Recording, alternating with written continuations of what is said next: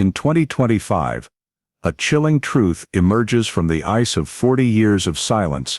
The disappearance of a 13-year-old girl in Alaska, once considered an unsolved tragedy, finally reveals the most horrifying things that humans can conceal. Just a short time earlier, an anonymous call tore through the dormant state of the dusty old case file, forcing police to confront the chilling possibility that the perpetrator had not vanished at all, but had lived right in the community for many years like an invisible shadow. Today, I will take you straight into the heart of the chain of mistakes, fear, and silence that lasted for decades. What really happened on that fateful afternoon in 1985, why the initial search went off track, and who knew too much but did not dare to speak up. This is not just the story of a missing child, but a journey uncovering layer after layer of lies, toxic relationships, and wrong decisions that delayed justice for an entire lifetime. This is a case where the truth did not arrive by miracle,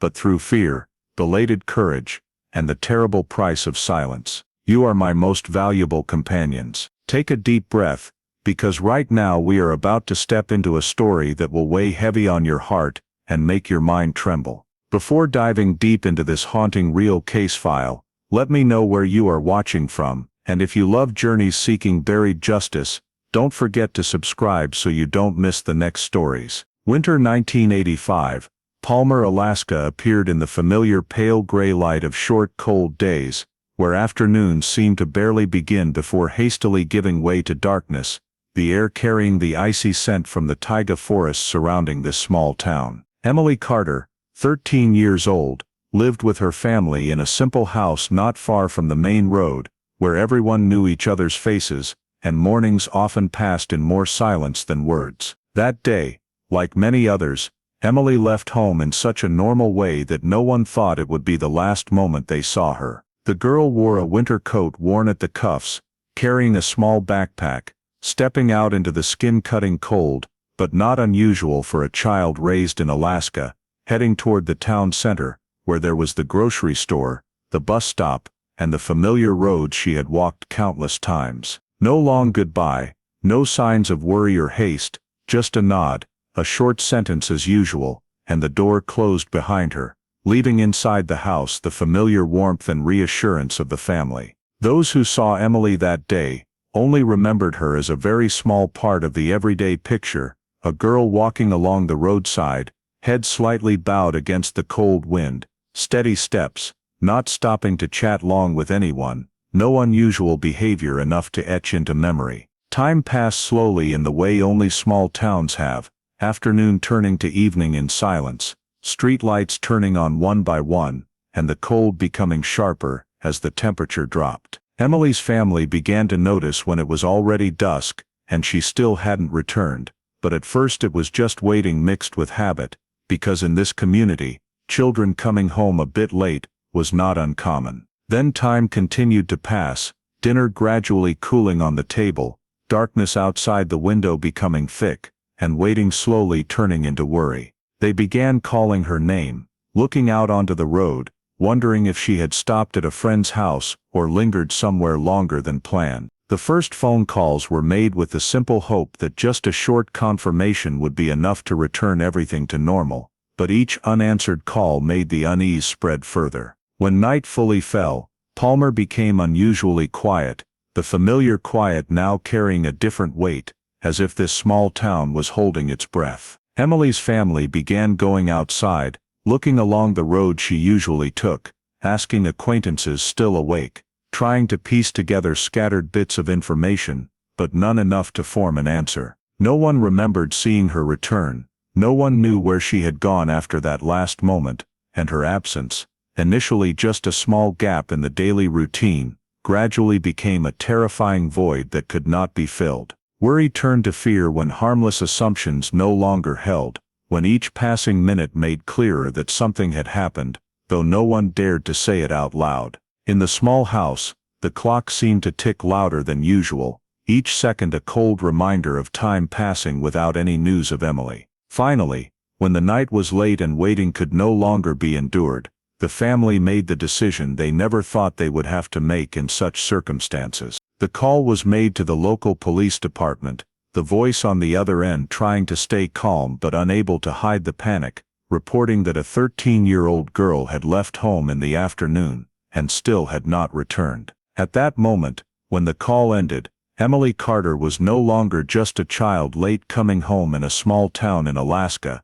but had officially become a missing person case, and the fragile peace of Palmer was shattered by a simple but haunting question: what happened to the girl? The call from Emily Carter's family was received at the local police headquarters in Palmer, when the clock had passed midnight, a time when most of the town had sunk into sleep, but for the night shift officers, this was the moment they were most familiar with calls carrying unease and panic. Initial information was recorded quickly, no long questions, no hesitation, because just the fact that a 13-year-old girl had not returned home in Alaska's winter weather conditions was enough to trigger special attention. The missing juvenile file was opened right that night, every detail carefully noted on paper forms, from name, address, to basic description of the victim and circumstances of the disappearance. The on-duty officers understood clearly that the first hours always held decisive meaning,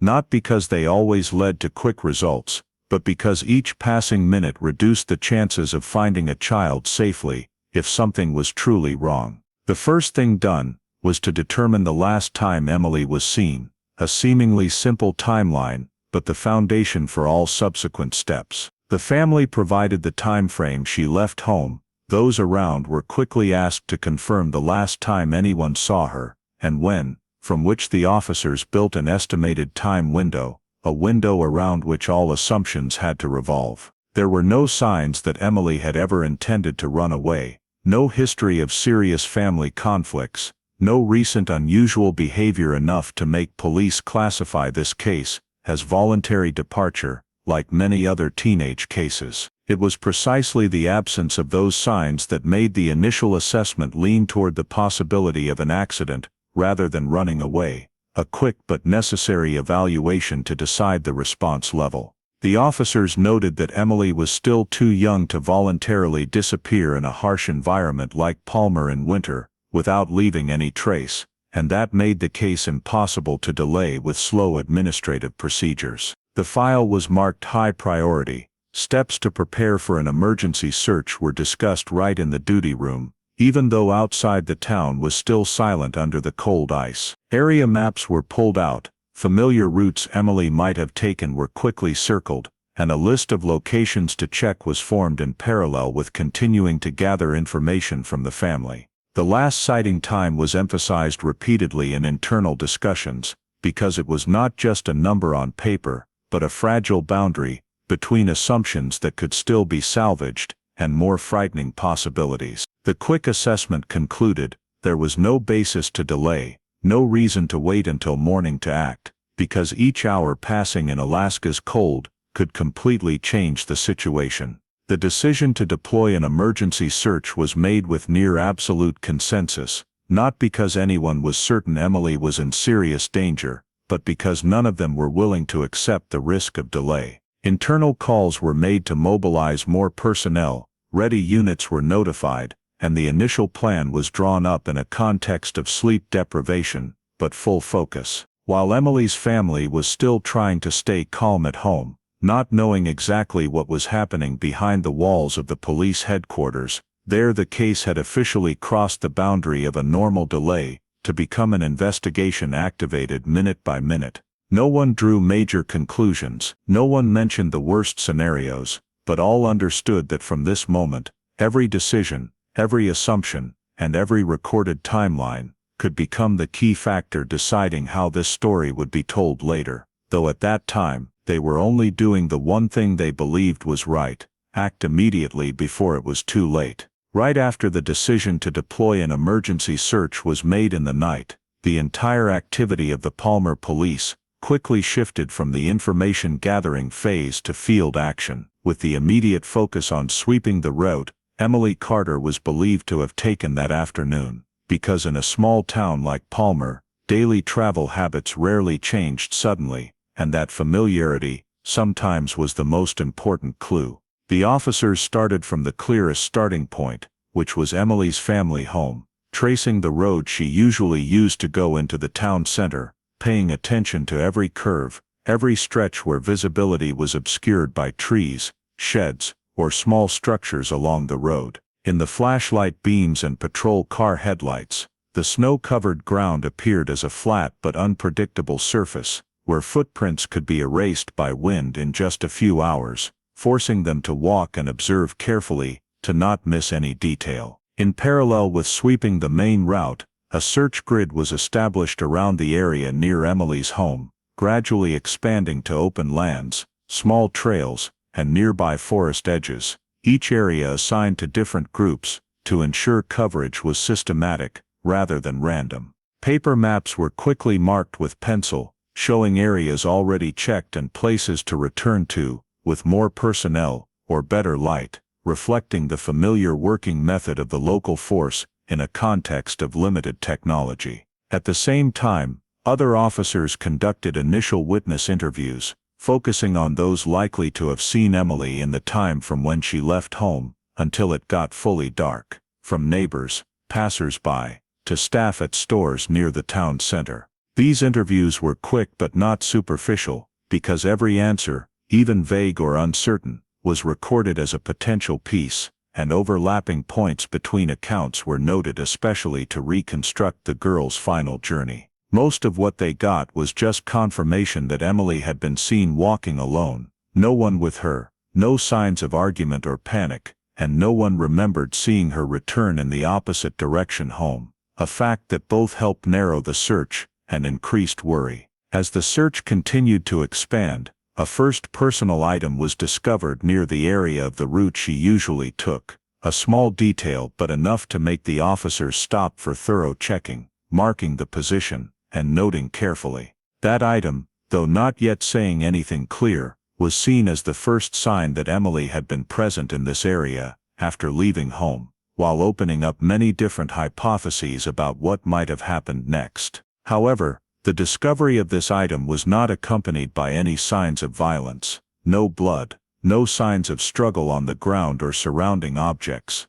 making the overall picture still vague and hard to grasp. The officers had to face the familiar paradox in initial searches. The more thoroughly they searched, the more they realized there was too little to go on, and the absence of clear traces was both hope that Emily might still be safe, and fear that everything might have happened too quickly and too cleanly to leave traces. Throughout the process, the search groups continuously exchanged information, updating checked areas and newly collected statements, trying to maintain the most consistent overall picture, rather than letting pieces exist separately. A tense but controlled atmosphere enveloped the entire activity, because though worry was unavoidable, the officers still had to maintain the necessary alertness to not rush to unfounded conclusions. As the sky gradually brightened, and the search extended into subsequent hours, fatigue began to show clearly on the participants' faces,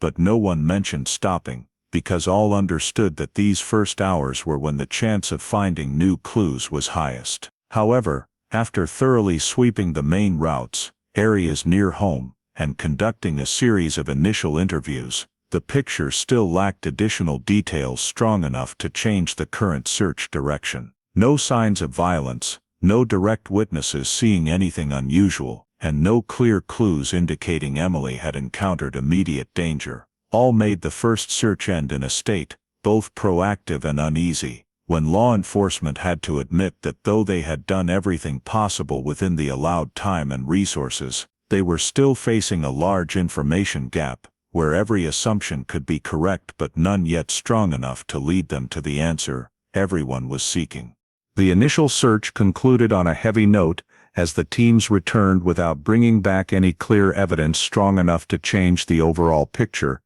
and that very information vacuum began to be filled, not with new facts, but with assumptions that gradually formed in the investigative mindset. In internal discussions, the possibility that Emily Carter had left on her own started to be mentioned more frequently, not as an official conclusion, but as a temporary explanation for the absence of signs of violence, direct witnesses, and decisive physical clues. The runaway assumption crept into the case evaluation process quietly, little by little, until it became the primary frame of reference for examining any new information that emerged,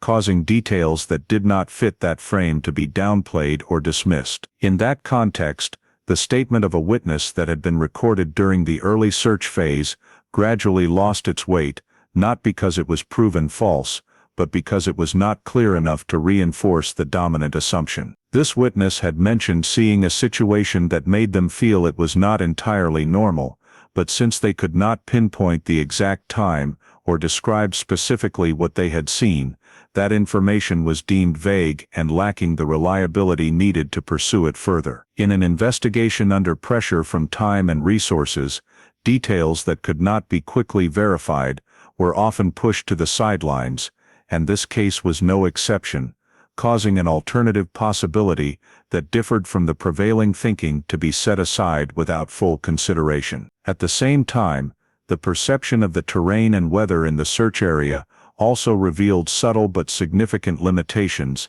as plans were built more on maps and theoretical assessments than on the actual complexity of the environment around Palmer. The taiga forest and snow-covered lowlands were not the uniform space they appeared to be on paper, but contained countless small variations in elevation, vegetation, and pathways, factors that could conceal or erase traces in a short time. Snow, to the unfamiliar eye, gave the impression that everything was easy to observe, but for those who understood Alaska's conditions, it was also the element that made footprints disappear quickly and small objects easily become completely covered. The insufficient assessment of the impact of wind, temperature, and terrain led to pragmatic prioritization decisions where easily accessible areas and those near main routes were thoroughly checked, while more remote fringe areas were placed lower on the priority list. The search grid, though systematically designed,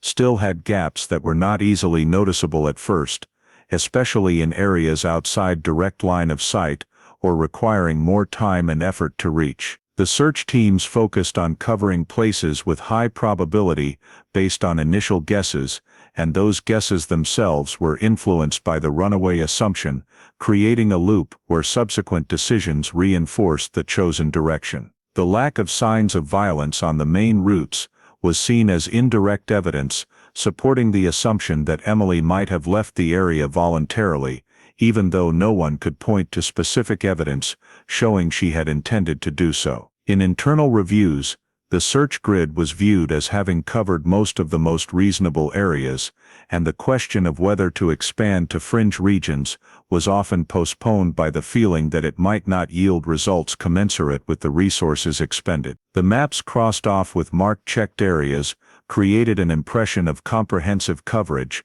while in reality, there were small strips of land outside the drawn boundaries where no one had set foot because there were no specific leads directing them there. This gap did not appear as a clear mistake, but formed from a chain of reasonable choices at each individual moment, making it hard to recognize even for those directly involved in the search. The absence of new clues was gradually interpreted as evidence that the current investigative direction was correct, rather than as a sign that the foundational assumptions needed re-evaluation, and that caused the search to lose the flexibility necessary to adapt to other possibilities. In that atmosphere, decisions increasingly became conservative, avoiding risks and expanding to directions without clear evidence, and this caution, though understandable, inadvertently froze efforts that could have led to critical discoveries. The runaway assumption continued to exist as a convenient explanation,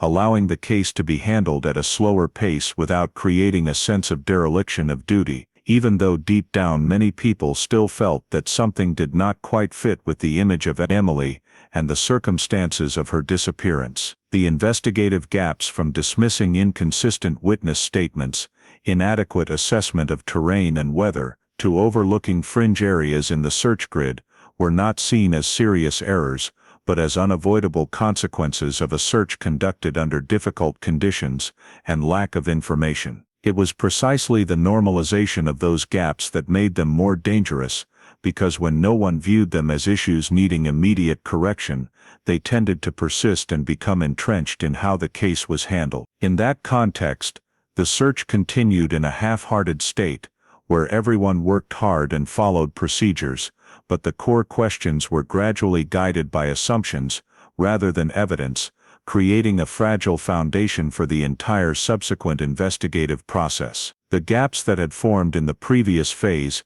did not immediately halt the search, but they quietly shaped how law enforcement expanded the scope of operations in the following days, as previously checked areas were crossed off the map, and new regions were added with the slim hope that extending far enough would bring some sign. Search teams were rotated, returning to main routes before fanning out farther, venturing deeper into sparse forest patches, open clearings, and rarely used trails, where movement became slower and more exhausting but still remained within the range considered reasonable under the assumptions guiding the investigation. This expansion dragged on for many days, each starting with high focus and ending in evident fatigue, as teams returned with soaked and cold clothing and no new information to report. Alaska's winter weather, already a challenge from the start, gradually became a greater obstacle as strong winds and fluctuating temperatures unpredictably altered the terrain surface, erasing traces that might have existed in the first hours, and making it nearly impossible to distinguish between old and new footprints. Additional snow fell, melted, and refroze, forming hard surface layers that covered everything below, making visual search efforts increasingly ineffective, even though teams continued to scan each area according to the established procedure. In that context, every potential discovery was thoroughly checked, but most led to familiar dead ends, where there was not enough evidence to directly link to Emily Carter's disappearance. The failure to obtain any new evidence beyond what had been recorded from the initial phase gradually created a sense of deadlock, not because the team stopped trying, but because each geographic advance was not accompanied by a corresponding advance in information. Brief meetings were held regularly to reassess the search scope and allocate resources, but conclusions often revolved around continuing to do more of what had already been done, rather than changing the approach, because no specific data was strong enough to justify a clear shift. The lack of new physical evidence gradually made field reports repetitive, with familiar phrases about no unusual signs detected, no related objects found, and no new witnesses recorded, creating a monotonous rhythm that eroded the morale of participants. This did not mean the search was abandoned, but the initial momentum, driven by the urgency of the first hours, gradually gave way to a more cautious state, where people still worked but no longer firmly believed their efforts would lead to a real breakthrough. Officers began to realize that each passing day, without new results, increased the distance between the initial scene and the ability to accurately reconstruct what had happened, because time not only faded witness memories,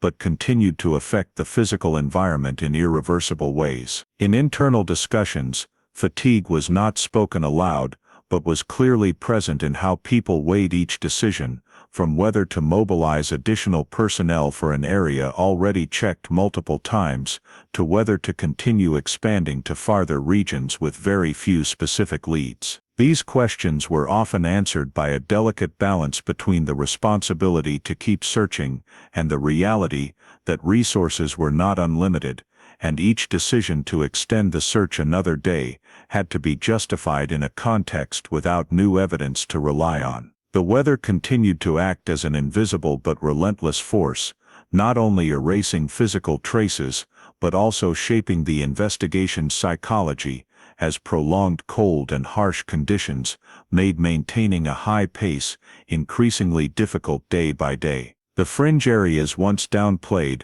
remained outside the focus, not because they were completely ruled out, but because nothing in the expanded search indicated a need to prioritize them immediately, and the absence of clear signals further reinforced the feeling that continuing in the current direction was the safest choice. Meanwhile, the failure to obtain new evidence began to affect how the case was viewed at the management level, as reports increasingly reflected repetition rather than progress, and questions about the effectiveness of continuing the search on a large scale began to emerge. The investigation lost momentum, not due to indifference or lack of responsibility, but because each additional effort seemed only to reaffirm what was already known, that there were no clear traces to guide the search to a specific conclusion. In this state, the initial deadlock formed not noisily or suddenly, but as a slow process, where the belief that just searching a little more would yield results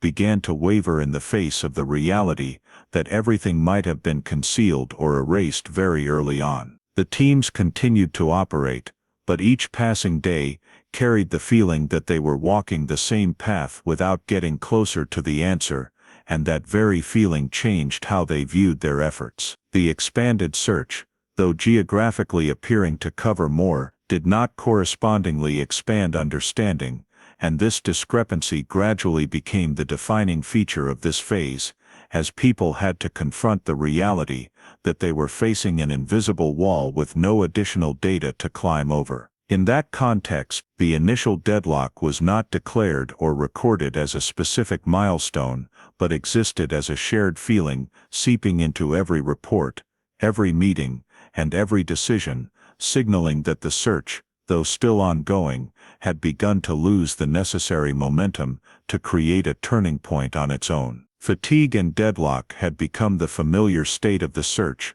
but it was precisely in that context, seemingly with nothing new to grasp, that a tip emerged in a way that those handling the case could not ignore, because it was far more specific than the rumors or vague hopes that had appeared before. This tip directed attention to an area not in the focus of previous searches, a region on the edge of the marked scope on the map, where there had been no clear signs to draw attention in the early days, but which had also never been thoroughly checked. The tip was handled with necessary caution, as the investigative team was all too familiar with leads that yielded no results, yet the level of detail in the location description, combined with how it matched existing gaps in the search grid, made ignoring it unacceptable. The mentioned area was not far from familiar routes, but was hidden from view, where the terrain gradually sloped from sparse tree lines to low brush and sunken patches,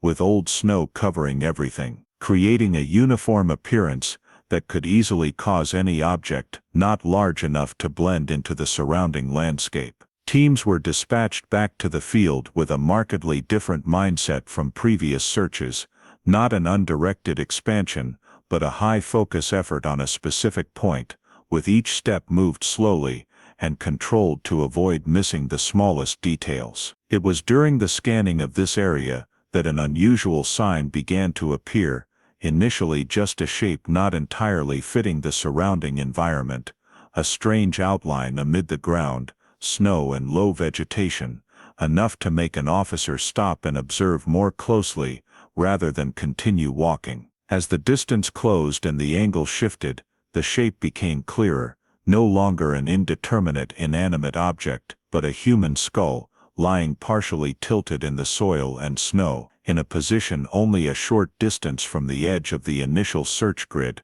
but enough to have been overlooked in prior sweeps. The moment of recognizing the nature of this discovery immediately changed the atmosphere at the scene. All routine search activities stopped, and the area was secured to preserve what remained, because everyone understood this was not just a new clue, but decisive evidence. The skull was observed from a safe distance, with every detail noted visually, and through initial checks, showing unmistakable signs of death by violence, particularly concentrated damage to the bone area sufficient to rule out accident or natural causes. This realization spread quickly through the group without needing lengthy explanation, as the shape and location of the damage spoke enough to completely alter the perception of the case. Scene processing was conducted with maximum care, each step performed according to procedure to avoid losing any remaining important forensic information,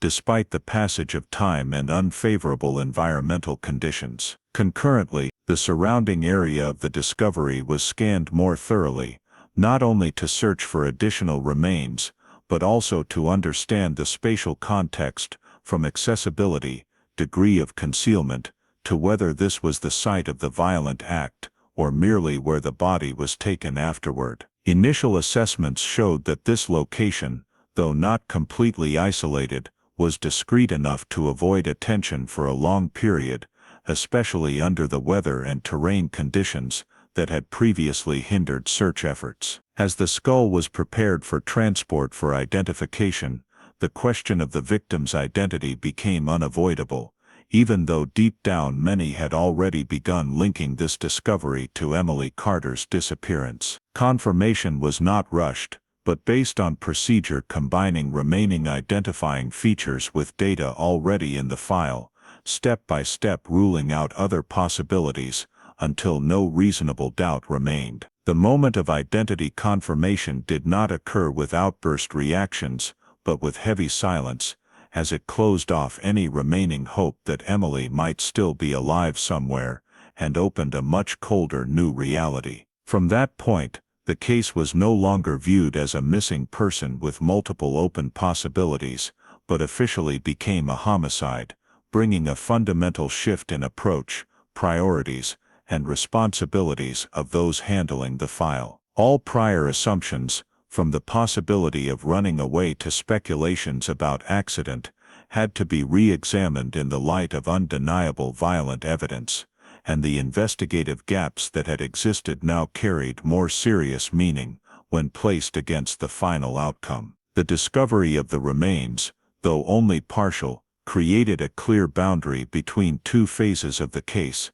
a boundary not just procedural but cognitive, forcing the entire involved force to confront directly the reality that a crime had occurred and the perpetrator remained unidentified. The work atmosphere shifted toward greater focus and gravity, where every decision was weighed with the awareness that mistakes no longer led only to deadlock, but could directly affect the ability to bring the responsible party to justice. Updating the file with the new status was not merely an administrative action, but an official recognition that from this moment, the investigation's goal had completely changed, from searching for a missing child to pursuing the killer in a murder case. That transition did not happen noisily, but was profound enough to leave its mark on how people communicated, evaluated, and prepared for the next steps, even though at that time those steps were not yet clearly defined.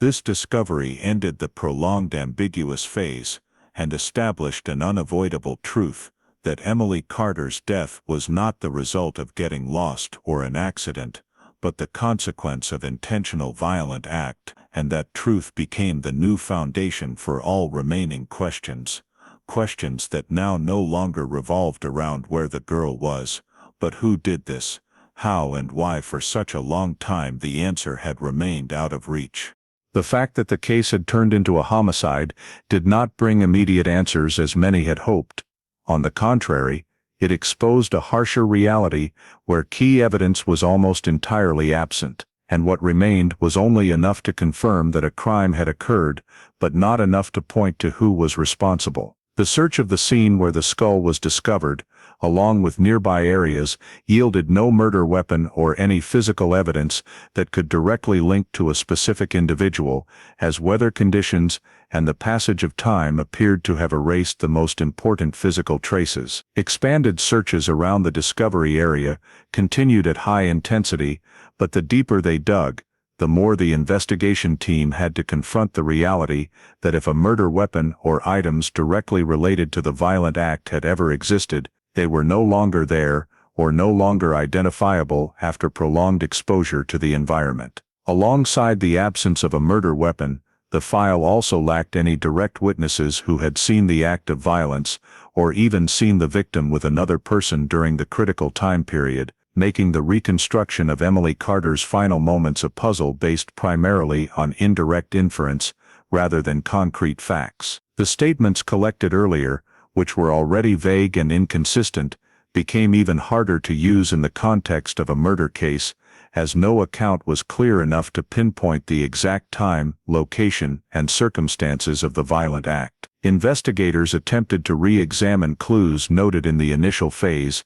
from personal items found to familiar routes of travel, but every effort to connect them to a specific suspect ran into the same obstacle: a lack of sufficiently strong legal grounds to go beyond initial speculation. In that context, the list of individuals who had been considered began to narrow gradually, not because they were proven innocent in an absolute sense, but because there was not enough evidence to keep them in the official scope of suspicion. Each hypothesis put forward had to undergo rigorous screening and was successively eliminated when it could not meet the basic requirement for evidence, from scenarios involving a random stranger to speculations centered on the victim's social relationships. This elimination did not happen quickly or decisively, but as a gradual wearing down process, where each investigative direction lost weight when it failed to produce concrete results after multiple checks. At the same time, forensic analyses, though crucial in confirming the cause of death, provided no additional information sufficient to narrow the suspect list, as what remained after so long did not allow for an accurate determination of the time of the crime or the tool used. This shortfall made cross-checking statements, alibis, and movements of related individuals less effective, as there was no sufficiently certain timeline to verify convincingly. In case review meetings, the feeling that every viable hypothesis had been examined began to spread, not because the investigation team lacked effort, but because every path seemed to lead back to the same starting point: no murder weapon, no direct witnesses, no sufficiently substantiated suspect. The pressure to continue the investigation remained, but it increasingly conflicted with the reality that resources could not be maintained at a high level indefinitely for a file that showed no new progress. Management began questioning the effectiveness of continuing to invest manpower and time when no new leads emerged,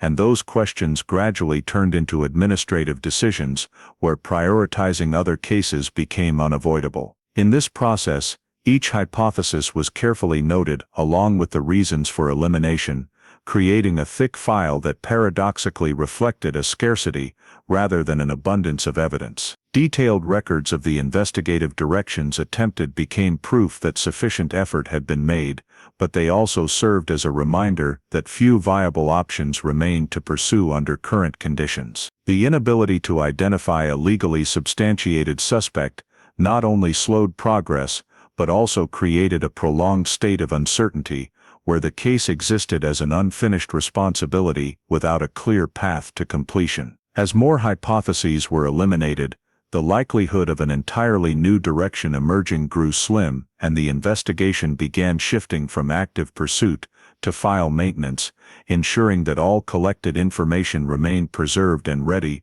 should something change in the future. The decision to freeze the file was not made as a public announcement or decisive action, but occurred through a series of small adjustments, where the frequency of meetings gradually decreased, personnel were reassigned to other tasks, and Emily Carter's file was placed among unsolved cases. Officially labeling it a cold case did not mean the case was completely forgotten, but it marked an acknowledgement that with what was available, the investigation could not advance further without new information or evidence. The file was reorganized, documents carefully archived to ensure long-term integrity, and key details flagged to facilitate future review if an opportunity arose. This frozen state carried an indescribable heaviness, as it was not the end of the case but an indefinite pause, where questions of responsibility and justice remained unresolved, but without the tools to answer them. For those who had been involved from the early days,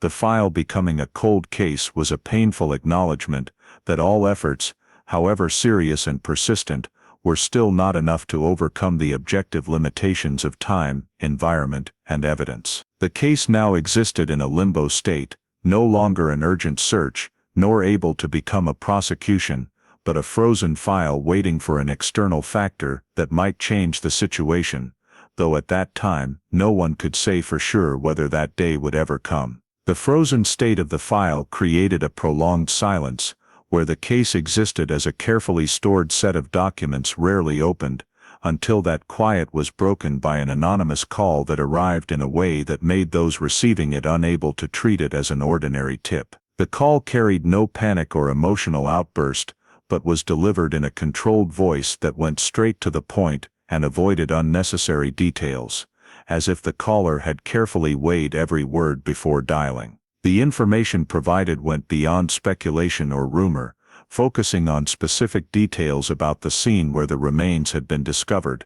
details that did not appear in public news reports and were not in parts of the file easily accessible to outsiders. The caller described the location, terrain features, and approach to the area with notable accuracy, mentioning elements overlooked in the initial search grid and demonstrating a deep familiarity with the actual setting rather than second-hand knowledge. It was this specificity that set the call apart from the vague tips that had appeared before, forcing the recipient to note every detail carefully while maintaining necessary caution. Beyond describing the scene, the caller directly named an individual, stating the name decisively, without lengthy explanation, as if that identity was obvious to them. Naming the suspect was not presented as speculation or doubt, but as an assertion, creating immediate tension in the call reception area, since the prior file had never had enough grounds to focus on any individual so clearly. This information was given without personal motive or calls to action, simply as guidance,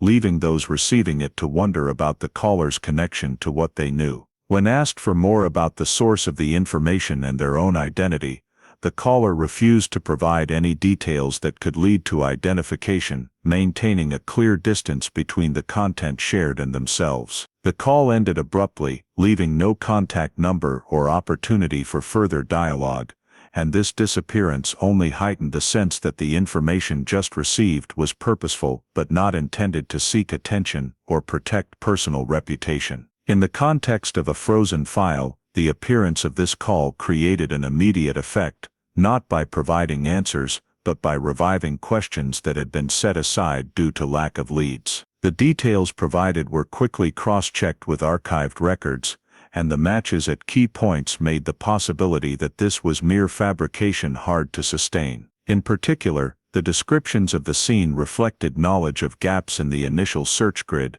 gaps that only those directly involved or with very close sources could know. The caller's naming of a specific suspect further increased the seriousness of the call, turning a passive file into one needing active reconsideration, even though no new evidence had been presented beyond the tip. There were no signs that the caller was trying to manipulate or pressure, no demands for exchange or hints of personal gain, just a stream of information delivered and then completely cut off, leaving the other side with the responsibility to assess its value themselves. The silence after the call, the refusal to leave identity or any contact method, meant the information could not be handled in the usual way, where investigators could follow up with questions or clarification. Instead, every detail had to be analyzed based on the call's content itself and its fit with what had been recorded before. In a file already full of eliminated hypotheses, the emergence of a clear tip, though unverified,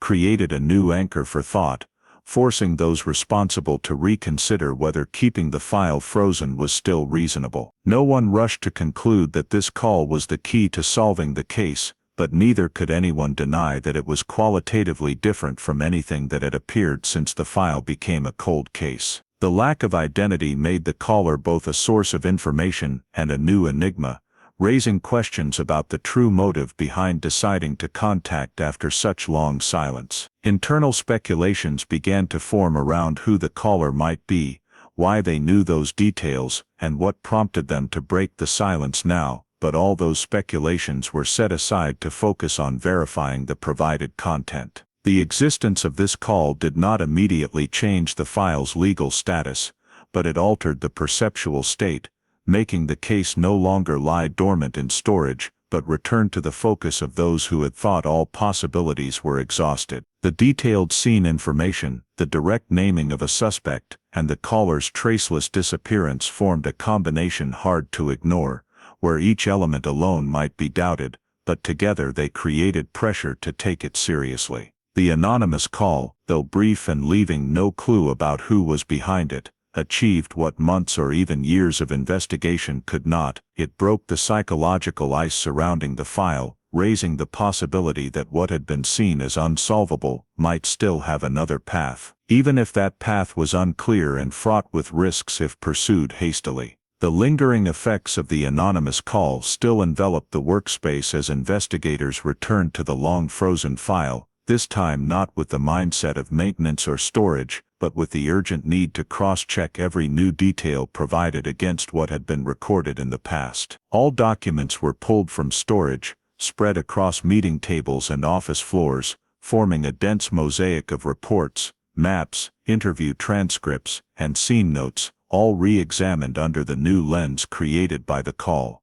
The comparison process began with the most specific details, where descriptions of the body discovery location and terrain features were placed alongside initial search diagrams, and it was here that discrepancies, long obscured by time, began to emerge. Investigators realized that the area mentioned in the call, though on the edge of the marked search perimeter, had never been thoroughly scanned as they had believed, because prior prioritization decisions had deemed it less likely, and thus not approached with the necessary focus. This realization led to a full review of the initial search strategy, with every manpower allocation decision and every prioritized or overlooked area dissected, not to find someone to blame, but to understand how systemic oversights had formed. As search markers were aligned chronologically, a pattern emerged showing over-reliance on initial assumptions had narrowed the investigative vision, causing areas not fitting those assumptions to be missed, despite no valid reason for exclusion.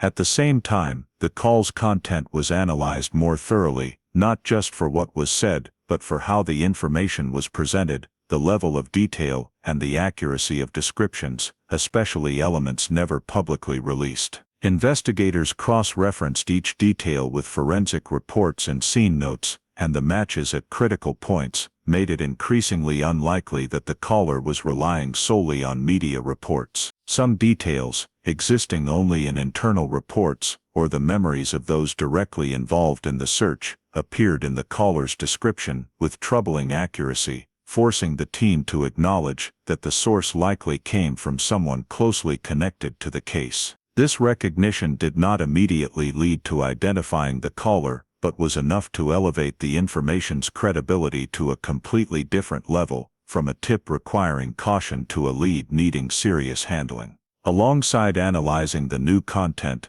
investigators revisited previously eliminated hypotheses, not to revive them all, but to check if they had been dismissed too early, based on incomplete assessments. Some old directions, when viewed in the light of the new information, began showing gaps in their elimination reasons, particularly cases discarded solely for lack of direct evidence, rather than solid alibis. This was not about reversing the entire prior process, but about identifying points where investigative thinking may have been framed by runaway assumptions and resource pressures, preventing other possibilities from being fully explored. During the review, investigators paid special attention to details the caller mentioned that only an insider would know, from approaches to the scene to minor features of location and context, never in public accounts. The natural way these details appeared in the call, without showiness or attempts to impress, further reinforced that the caller not only knew about the case, but knew it deeply. This awareness created a significant shift in how the file was perceived, as it opened the possibility that critical information had existed from the start, but was beyond the investigators' reach due to lack of a bridge. As these pieces were placed together, a new picture gradually formed, not a complete solution, but a map of points needing systematic re-examination. Investigators began discussing the possibility of reopening the case, a decision not taken lightly, as it carried numerous implications for resources, responsibility, and expectations. Reopening was not just continuing from where it stopped, but committing to critically re-examining the entire process, ready to acknowledge errors and adjust direction if needed. Internal debates centered on whether information from an anonymous call was enough to justify breaking the frozen status, but when weighed against the detail level and information matches, the balance tipped toward action. The decision to reopen did not come as a dramatic moment, but as the result of careful deliberation, where every opposing argument was considered and answered with the newly verified facts. When agreed upon, it marked a significant turning point, not because it guaranteed resolution, but because it ended passive waiting and restored the proactive spirit eroded by time and deadlock. Emily Carter's file, once dormant in storage as evidence of investigative limits, was now back on desks with a clearer goal: determining whether what had been overlooked, misjudged, or previously inaccessible could be reconnected into a strong enough logical chain. Reopening carried no illusion that all questions would soon be answered, but it restored something equally important: the ability to ask the right questions again, based on what was known and what had just been revealed, in the hope that this time insider-only details would no longer remain beyond justice's reach. The decision to reopen the case led to a subtle but fundamental change in how the investigative team approached the matter, as experience from the entire previous process showed that continuing to revolve around the familiar question, who directly caused the death, risked repeating the same deadlock that had existed before. The focus of thinking shifted away from the final act of the crime to a different question, one less direct but capable of opening more doors: who possessed knowledge far exceeding the normal level about this incident. This shift was not merely verbal, it reflected a recognition that in a case that had dragged on for years and been heavily influenced by its environment,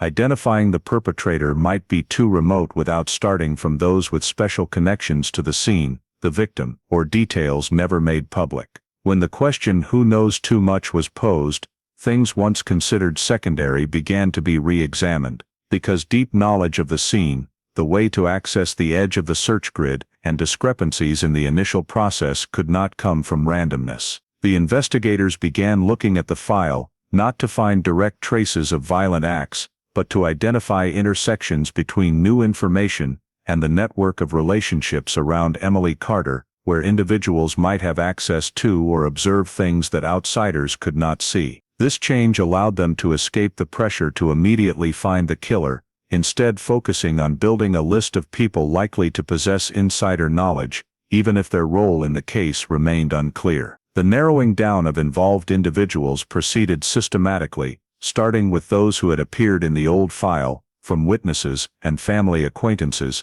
to those regularly present in areas near the routes Emily often took. This list was not intended to accuse, but to determine who had the opportunity, conditions, and motive to know the details mentioned by the anonymous caller, especially those not appearing in public reports. The new approach also opened the possibility of re-examining the roles of individuals previously excluded early due to lack of direct evidence, but who had never been confirmed as having no informational connection. In this process, the investigators paid attention to anomalies in how information spread in the community, half-hidden stories, and personal relationships that could create unofficial information flows beyond the control of the official file. Shifting to the question, "who knows too much," also allowed the investigative team to consider the anonymous caller's motive from a different angle, not just as a source of information, but possibly as part of the network of relationships tied to the case, where knowing too much meant once being very close to the center of what happened. This led to identifying a new investigative direction, not based on a single suspect, but on analyzing layers of information and connections to find the point where that superior knowledge originated. The investigators began building linkage diagrams, placing individuals in specific time and space contexts to see who could access the scene at the right time, who might know about gaps in the search grid, and who had reason to remain silent for so long. This approach required more patience than direct actions, as it did not yield immediate results, but it created a new thinking structure, where each small detail was evaluated based on the level of understanding it reflected, rather than the suspicion it generated. The narrowing was not aimed at shrinking too quickly, but at ensuring no individual with unusual knowledge was overlooked, simply because they did not fit the traditional image of a suspect. This change also helped the investigative team avoid the temptation to revert to old assumptions just because they were familiar, instead forcing them to question those assumptions and their impact on previous exclusions. As the new investigative direction took shape, the focus shifted to seeking signs that someone knew more than they should, from how they talked about the case, their reactions to certain details, to matches between their knowledge and undisclosed information. This did not create a straight path to the solution, but it opened a broader investigative space where understanding became as important an indicator as behavior. In that context, changing the investigative question was not just a tactical step, but a philosophical adjustment, acknowledging that to move forward in a case eroded by time, the way of framing the problem needed to change, because sometimes the answer lies not in who did what, but in who saw, knew, and kept secret what during that long period. The new investigative direction quickly led the team back to the person who had broken the long silence of the file, because if the core question now was who knows too much, then the anonymous call was the clearest starting point to trace the trail of that above-normal knowledge. The entire content of the call was separated from its emotional context and placed under a purely analytical lens, with each word examined, not just for direct meaning, but for implications, what was said naturally, and what was deliberately avoided. The investigators focused on identifying the type of knowledge the caller possessed, distinguishing between information deducible from media and details existing only in internal files or direct scene experience, as this boundary was key to assessing the caller's closeness to the case. As the details were listed and categorized, a pattern emerged, showing the caller not only knew the body's discovery location, but understood how that area was overlooked in the initial search, a understanding requiring presence during that phase or access to information from someone directly involved. Cross-referencing this knowledge with the scene file highlighted the differences, as descriptions of terrain, access paths, and relative distances to prior search markers disturbingly matched non-public notes, ruling out mere coincidence. The investigators sequentially placed each detail in specific context, comparing with maps, search diagrams, and scene reports to determine accuracy and consistency, and each successful match added weight to the hypothesis that the caller had a direct or very close indirect connection to what happened. As the caller's knowledge scope became clearer, the next step was narrowing the list of individuals capable of possessing that information, a process requiring patience and discipline to avoid emotional speculation. The initial list included those who participated in the search, individuals living or working near the scene, and those socially close enough to the victim for unofficial information access. But it was quickly refined as criteria for knowledge level and access timing were applied.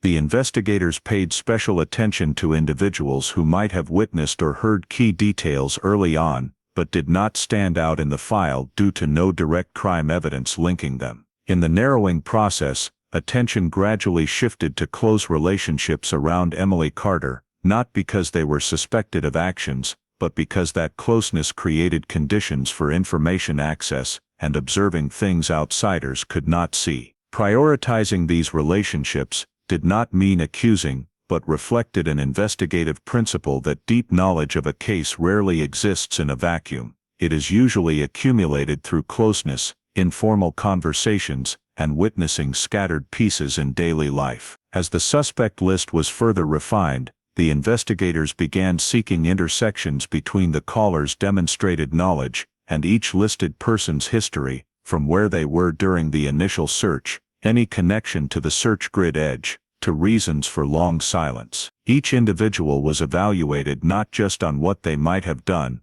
but on what they might have known, and how, a subtle but important shift in assessment. These reviews were not public or rushed, as any premature move could cause the anonymous source to withdraw completely, if still monitoring from afar. Instead, the team conducted silent analysis, building internal working hypotheses, and testing them against available data to avoid revealing the new direction prematurely. In this process, close relationships began showing differences in fit with the caller's knowledge profile, as some individuals were quickly excluded for lacking access to key details, while others, though not prominent initially, had notably fitting contact histories. Prioritizing close relationships also allowed investigators to view the caller's motive more humanely, as breaking silence after so long is rarely random. It is often tied to changes in relationships, emotions, or personal circumstances. These inferences were not evidence,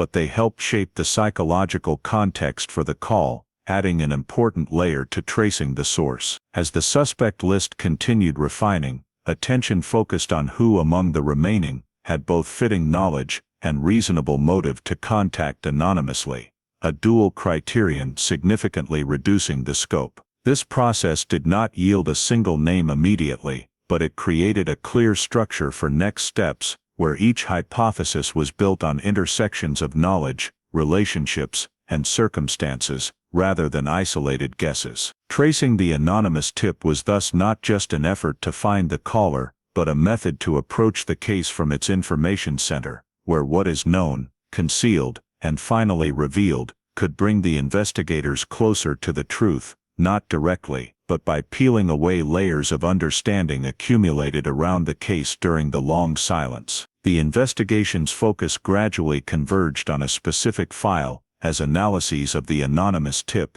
scene knowledge, and close relationship network began overlapping in ways no longer dismissible as coincidence. This file was not a completely new discovery, but a name that appeared very early in the initial investigation, then quickly faded amid scattered information and other priorities, until sidelined as insufficiently weighty. When brought back to the desk, the entire file was reviewed from scratch with stricter standards, each small detail reread not to confirm what was known, but to detect what had been downplayed or not properly questioned. The direct connection between this individual and Emily Carter was clarified through cross-referencing contact points, shared activity spaces, and circumstances, allowing natural closeness without drawing community attention in small-town Palmer. This was not a relationship flagged as dangerous early on, lacking clear conflict signs, but that very normality made it easy to overlook in an investigation seeking standout anomalies. When investigators placed these contact points on the timeline of Emily's disappearance day,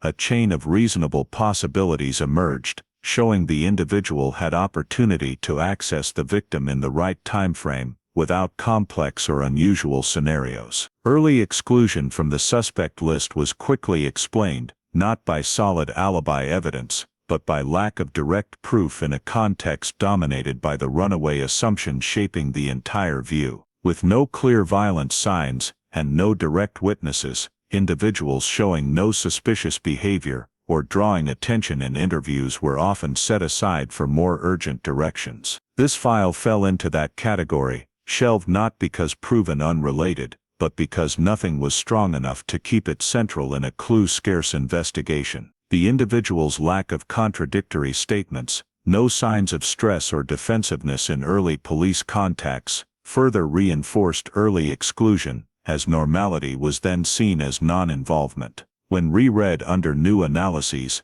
previously missed anomalies became clearer, not as standalone evidence, but as details undervalued for not fitting the dominant assumption. Old notes about this individual's presence near search grid edges, once seen as random or insignificant, were now questioned for true meaning, especially when matched to the anonymous caller's knowledge of those areas. Investigators also noted the individual's familiarity with Palmer terrain, including little-used paths and off-main route areas, had been recorded, but not fully pursued, as there was no clear reason then to view it suspiciously. Placed against the anonymous call content, these details created notable matches, as knowledge of search grid gaps and edge access is not easily guessed from outside. Deeper cross-referencing showed the individual not only had victim access potential, but also initial search process information access, directly or indirectly, via social ties or presence at key times. Those social ties, once seen as normal in a small community, were now viewed as potential unofficial information channels, explaining how someone could know non-public details without investigative involvement. Previously missed anomalies, from hard-to-explain personal schedule gaps to seemingly harmless comments, implying above-normal understanding, were renoted with higher attention, not to accuse, but to check fit with the anonymous caller's knowledge pattern. The match lay not in one detail, but accumulation of many small factors, each ignorable alone, but together forming a picture hard to call random. In reviewing, Investigators also examined why these signs were not pursued, recognizing early pressure for quick action, combined with the runaway assumption and resource limits, had relegated many details to non-priority without deeper evaluation. Reviewing these decisions was not to seek personal blame, but to understand the mechanism that let this file slip from focus so long. With all factors aligned, the prime suspect file was no longer a gamble, but a logical convergence of different analysis streams, from anonymous caller knowledge, direct victim connection, to previously missed anomalies. This emergence was not dramatic or sudden, but accumulative, each cross-reference increasing the file's fit with the new direction. Investigators remained cautious, avoiding hasty labeling, aware that error now could ruin the case's rare opportunity. Each detail was noted with reliability level and verifiability, building a solid foundation so next steps rested on defensible logic against toughest questions. The prime suspect's gradual emergence was thus not a final assertion, but a focus shift based on what had been overlooked, acknowledging that in a long-running case, the key is sometimes not entirely new information, but revisiting what exists with different questions, allowing seemingly minor signs to finally reveal their true meaning. The gradual emergence of the prime suspect meant that the investigation could no longer be limited to reviewing personal records. It had to expand to the far more critical question of the origin of the knowledge that had shattered the case's frozen state, because such detailed information clearly could not exist without a specific individual behind it. The process of identifying the anonymous caller was conducted with caution and discretion, not through direct confrontations, but by cross-referencing the psychological, social, and relational factors already identified in prior analyses. Investigators began by examining which of the closely connected individuals might possess both deep knowledge of the crime scene and a motive for remaining silent for so long before suddenly breaking that silence without seeking attention or personal gain. When these criteria were applied, the circle of suspicion narrowed almost naturally until one person emerged as the most logical intersection of all the factors, a person who not only had a close tie to the prime suspect, but whose life history provided compelling reasons for knowing, fearing,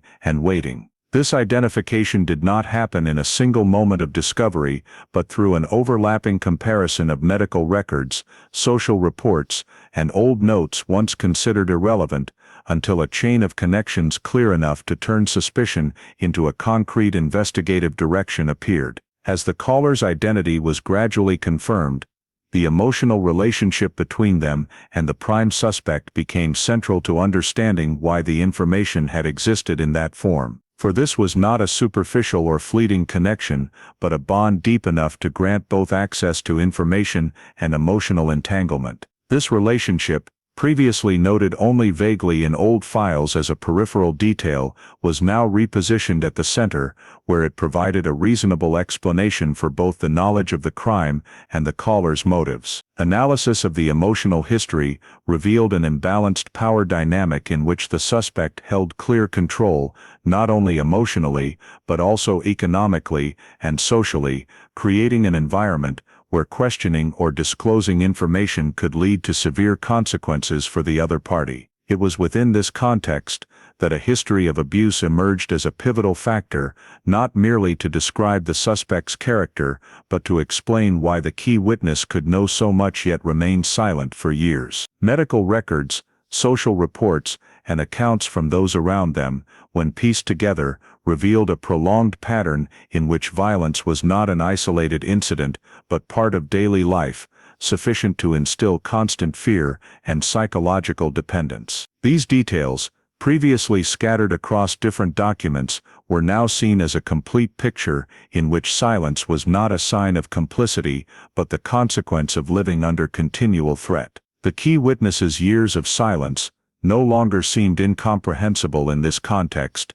because every day spent in that relationship reinforced the sense that speaking the truth could bring worse consequences than keeping it hidden. Investigators recognized that the motive for silence stemmed not only from fear of physical violence, but also from social isolation, lack of resources, and a feeling of having no escape, factors common in long-term abusive relationships. Upon deeper analysis, they also saw that the decision to break the silence was not impulsive, but the result of a gradual buildup, where changes in personal circumstances, a decline in the suspect's power, or the emergence of a safer opportunity created the conditions for action. This explained why the anonymous call was made discreetly and controllably, without seeking dialogue or identity protection, because the top priority remained personal safety rather than recognition. Once the caller's identity was established, the investigative team faced a dual challenge: extracting the information the witness held while ensuring the process did not recreate the risks that had silenced them in the past. This caution reflected the understanding that the key witness was not merely a source of information, but a person carrying years of accumulated trauma and fear, and any misstep in approach could cause them to withdraw completely. Identifying the emotional relationship, history of abuse and motives for prolonged silence thus served not to create a dramatic narrative, but to build a foundation of understanding deep enough to explain why the truth had remained concealed for so long. In this context, the key witness was no longer an abstract concept or a name on a suspect list, but the center of a complex story about power, fear, and survival, where knowledge of the crime was kept secret, not from lack of conscience, but for self-preservation. As investigators connected all these elements, from the caller's identity and emotional relationship with the suspect, to the history of abuse and motives for prolonged silence, a new logic emerged that not only explained the origin of the anonymous call, but also provided the necessary context for assessing the reliability and significance of the information the witness carried. The appearance of the key witness therefore marked a pivotal shift, where the case no longer revolved around abstract assumptions or dry file analysis, but began touching the layer of human truth hidden behind years of silence, a layer complex enough to explain why it had taken so long for it to have a chance to be heard. Identifying the key witness created an entirely different investigative space, where the truth no longer lay scattered in files or inferences, but existed in the memory and direct experience of a person who had carried it for years in silence. And it was at this point that the testimony began to shift the axis of the entire case. When approached under tightly controlled and safe conditions, the witness gradually admitted that they were indeed behind the anonymous calls, not as an impulsive act, but as the outcome of a decision weighed over a long period, where fear and the need to speak the truth had always coexisted. This admission did not occur in a dramatic moment, but was revealed piece by piece, as the witness confirmed what had been said in the calls, and explained why revealing their identity had been impossible, because their direct connection to the suspect and past experiences of violence made any exposure equate to real danger. Once the initial protective layer was removed, the witness began to present the indirect confession they had carried for years, not an account of having personally witnessed the crime, but a recounting of what the suspect had said in private settings, words uttered not as a legal confession, but as a display of power, a way of unloading or asserting control within the relationship. These words, when recounted in detail and consistently, carried particular weight because they reflected not only content, but also the circumstances and mindset of the speaker, factors that helped investigators assess the information's reliability. The witness described how the suspect spoke about Emily Carter's death, not as a hypothesis or guess, but as an accomplished fact, with specific details about the approach, the violent acts, and the concealment of consequences, details that at the time had never appeared in news reports or public records. As investigators listened, they noted not only the content of the testimony, but also the consistency in how the witness recreated the details, from locations and sequence of actions to environmental features mentioned naturally, without strain. It was here that matches with forensic findings began to become clear, as what the witness recounted aligned with scientific conclusions about cause of death, injury locations, and crime scene context, creating a rare bridge between spoken words and physical evidence in a case that had long lacked both. The details provided by the witness, matched not only overall but also at subtle points where only someone familiar with the actual events could describe accurately, such as how injuries concentrated on specific bones, or how terrain affected body concealment. This alignment was not treated as sole proof, but acted as a catalyst, turning the testimony from an emotionally tinged source into part of a verifiable logical chain. Investigators began placing the testimony within the full case file, cross-checking each detail against previously recorded information, and each successful match further clarified the link between the suspect and the crime. Importantly, the testimony did not stand alone but supplemented and completed gaps the files had been unable to fill, from explaining why the crime scene lay outside initial search grids to accounting for the absence of a weapon or direct witnesses. As these pieces were rearranged, an incriminating logical chain gradually formed, not based on a single decisive piece of evidence, but on the convergence of multiple independent factors, each reinforcing the others. The key witness's testimony provided motive, context, and an indirect confession. Analysis of the anonymous caller's knowledge confirmed an extraordinary level of understanding. Forensic matches verified the accuracy of what was recounted, and anomalies in the suspect's record provided the foundation for opportunity and access. This chain was built not only to convince internal investigators, but with the awareness that it had to be strong enough to withstand the harshest legal challenges, where every link could be questioned. During the recording of the testimony, investigators also noted how the witness discussed their years of silence, not as justification but as an explanation tied to the ingrained fear and dependence that had shaped their life, helping to contextualize why the truth was spoken only when circumstances allowed. This not only reinforced the human dimension of the testimony, but also reduced the likelihood of it being seen as the product of negative personal motives or revenge, because the overall picture showed that prolonged silence had brought the witness no benefit beyond preserving their own safety. When the full testimony was completed and added to the file, its impact became clear not only in terms of information, but in how it changed the understanding of the entire case, from a disjointed deadlock into a structured narrative where every event had its place and meaning. The investigative team realized they were no longer facing a clue-scarce file but a case where clues had existed all along, only never connected in the right way. The reversal did not come from a single detail but from the testimony, creating a new logical framework that allowed old evidence to be reread with different meaning, turning signs once deemed insufficient into vital pieces. In this context,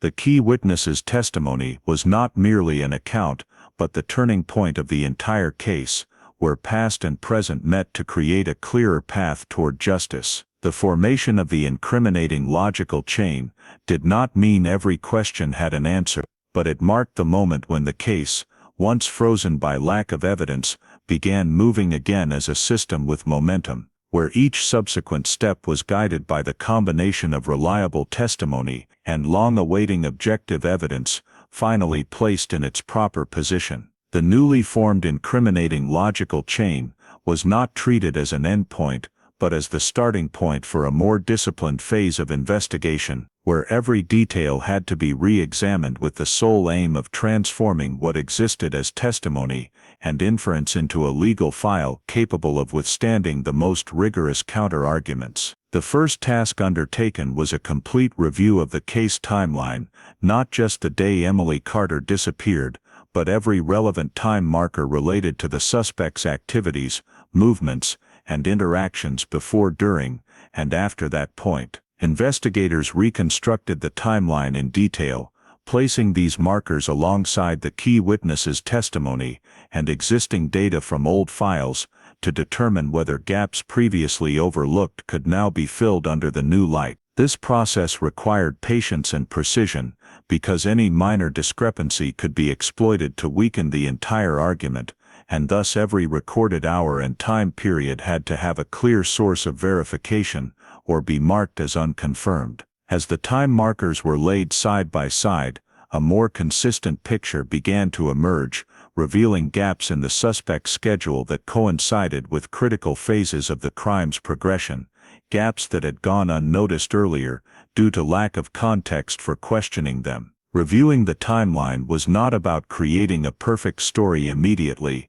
but about verifying whether what the witness recounted could exist in reality, and how well it aligned with objectively recorded facts. Concurrently, the testimony was meticulously cross-checked against the crime scene, with every small detail in the account compared to forensic conclusions, scene diagrams, and prior search notes to test consistency in both space and sequence of actions. Investigators paid special attention to points the testimony described naturally, but that could not have been guessed externally, because these were most likely to prove the information was not imagined or retrofitted. During cross-checking, many details in the testimony showed significant alignment with the actual scene, from how terrain affected concealment possibilities to injury locations matching forensic conclusions, creating a tight link between words and physical evidence that had previously existed separately in the file. This cross-checking was not done once and finished,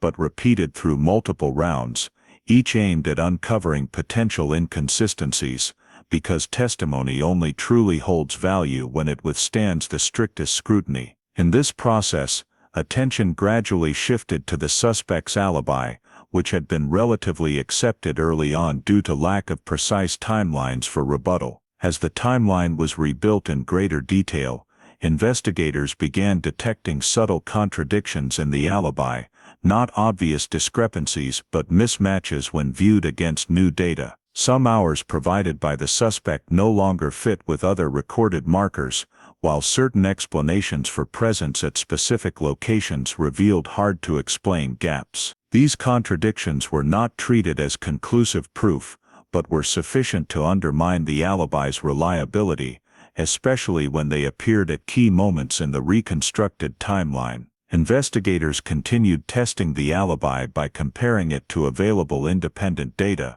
from old witness statements and activity logs to indirect information that could confirm or refute the suspect's presence at a given time. The goal was not to prove the alibi entirely false, but to determine its credibility within the overall case context. As contradictions accumulated, the alibi gradually lost the protective status it once held, becoming something that needed explanation, rather than a basis for excluding the suspect. Alongside analyzing the timeline and alibi, the investigative team focused on strengthening the legal file by systematizing all verified elements, from the witness testimony, anonymous caller knowledge analysis, and forensic matches to contradictions found in the suspect's statements. Each element was evaluated for its independent evidentiary value, and its supportive value when combined with others, aiming to build a robust argumentative structure, rather than relying on a single link. The file was reorganized to clearly reflect the incriminating logical chain,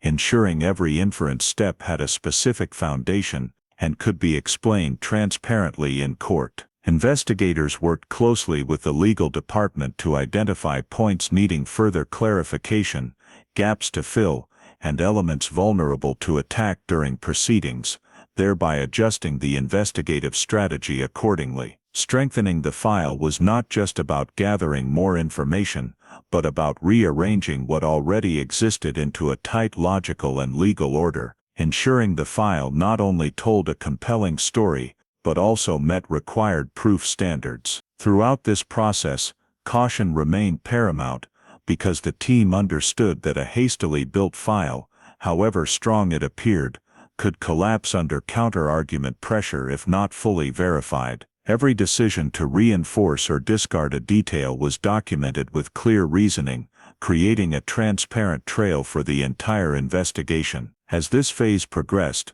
the case file gradually shifted from a reopened state based on new information to one ready for more decisive steps, because key elements were no longer isolated but connected into a self-protecting system. Importantly, throughout the strengthening process, the investigative team never lost the necessary skepticism, continually questioning their own conclusions to ensure every assumption was challenged before becoming the basis for action. The combination of re-examining the timeline, cross-checking testimony against the scene, uncovering alibi contradictions, and strengthening the legal file served not only to add weight to the case but also to ensure that when subsequent steps were taken, they would rest on a foundation solid enough to bear both the weight of time and the rigor of justice. The evidentiary foundation had been strengthened sufficiently for the investigation to move into the phase of direct confrontation, and summoning the suspect was not an abrupt action, but the logical outcome of the entire prolonged process of analysis, cross-checking, and preparation that had come before. The interrogation was designed as a comprehensive test of the story the suspect had maintained for years, where every detail once considered stable now had to withstand the pressure of newly verified facts. From the moment the suspect entered the interrogation room, the investigators proactively established a non-confrontational atmosphere, avoiding direct accusations because the goal was not to force a confession through pressure, but to allow the suspect to reveal the degree of consistency or inconsistency in their own statements. The summons was presented as an opportunity to clarify lingering contradictions in the file, and the way the suspect received this invitation, from their attitude, body language, to initial level of cooperation, was all recorded as important data. When the interrogation began, the suspect was asked to recount their alibi in full, without interruption, to allow the story to be told in the most natural flow possible. The investigators listened with intense focus, not just to grasp the content, but to identify the structure of the story, the points the suspect chose to emphasize, and the details they quickly glossed over. After the alibi was presented, the process of examining each detail began, not in a rapid barrage, but at a deliberate, slow pace, with each time marker revisited and placed within the context of the meticulously constructed timeline from the prior phase. The questions were designed to force the suspect to specify periods previously described only vaguely, and it was in this process of specification that the gaps began to appear more clearly. Certain times the suspect had previously stated with certainty now became hazy, while other intervals were suddenly filled with new details appearing for the first time, creating the impression that the story was being adjusted under the pressure of questioning.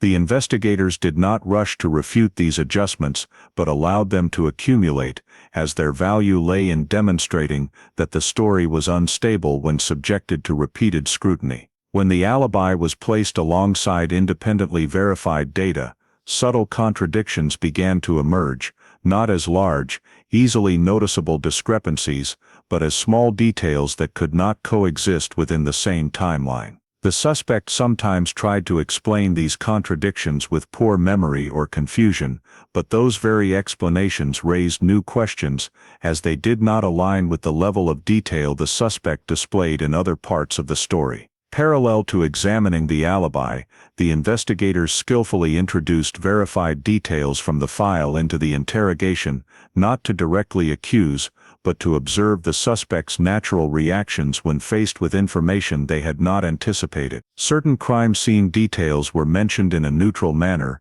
and the suspect's responses to these became key highlights. As at certain points, the suspect displayed knowledge exceeding what was necessary to answer the question, inadvertently revealing that they understood the context more than an ordinary outsider would. These moments were not exploited immediately, but allowed to pass as markers, because their weight lay in repetition and forming a consistent pattern of reactions. As the interrogation continued, the investigators began revisiting details provided by the key witness, not by quoting testimony, but by posing hypothetical scenarios that accurately reflected what had been recounted. Faced with these scenarios, the suspects sometimes responded by revising their story to exclude the possibility of involvement, but each revision created a deviation from what had been said earlier. These contradictions did not manifest immediately as a collapse, but accumulated gradually through each round of questioning, making the suspect's story increasingly difficult to maintain consistently. There were moments when the suspect answered too quickly, as if prepared for specific questions, while at other times they appeared unusually flustered by seemingly simple ones, creating unevenness in their responses. The investigators noted this shift as a sign that the suspect was adjusting their response strategy in real time, a process often accompanied by the unintended disclosure of information. When asked about details that only the perpetrator or someone very closely involved could know, the suspect did not deny them outright, but offered evasive explanations, sometimes adding unsolicited details that inadvertently revealed a deeper level of knowledge than normal. Knowledge known only to the perpetrator did not emerge as a direct confession, but through the way the suspect reacted to details, through knowing exactly what to deny and what to avoid saying, a subtle but highly valuable sign in behavioral interrogation analysis. As the contradictions in the alibi and reactions to new facts accumulated sufficiently, the suspect began to contradict themselves more clearly, not just between current statements and past testimony, but within the interrogation itself. Some events were described in two different ways only minutes apart, while certain timelines were adjusted in the suspect's favor, but did not align with verified data. The investigators did not need to point out these contradictions immediately, as their value lay in being fully recorded for later comparison, and allowing the suspect to continue speaking increased the likelihood of further contradictions emerging. Throughout the interrogation, the suspect made efforts to change the subject, emphasize irrelevant details, or ask questions back to the investigators, common tactics when an interviewee feels they are gradually losing control of the narrative. The investigators maintained a steady pace, not accelerating too much to avoid the suspect requesting to end the session, while ensuring that every reaction, from verbal responses to body language, was systematically recorded. As the interrogation reached its final stage, no direct confession was made, but that did not diminish the value of the entire process, because the goal had never been an immediate admission of guilt. The true value of the interrogation lay in the volume of new information collected, from contradictions in the alibi, abnormal reactions to crime scene details, to clear signs that the suspect possessed knowledge exceeding what an uninvolved person could have. All these elements were returned to the file as important supporting evidence, further strengthening the chain of logic for prosecution that had been built earlier. The interrogation thus did not close the case, but it marked the moment when the suspect's story began to lose its integrity under the pressure of facts, and from this point onward, every subsequent step was taken on the basis that the story could no longer hold up when examined in the light of a thoroughly prepared investigative file that no longer accepted unexplained gaps. What was obtained from the interrogation did not stand alone, but was quickly placed into the overall file, strengthened over many months, creating a pivotal moment where the investigative team had to answer the final question before taking action: whether the current chain of evidence was legally strong enough to deprive a person of their freedom. This evaluation did not occur amid emotion or public pressure, but in lengthy closed-door meetings, where each piece of evidence was laid out, examined not only for its investigative persuasiveness, but also for its ability to withstand defense counsel's rebuttal and the court's stringent standards. The investigators and prosecutors reviewed the entire chain of logic that had been built, from the key witness's testimony, forensic matches, contradictions in the alibi, to the suspect's abnormal reactions during interrogation, to determine whether each link was sufficiently independent and strong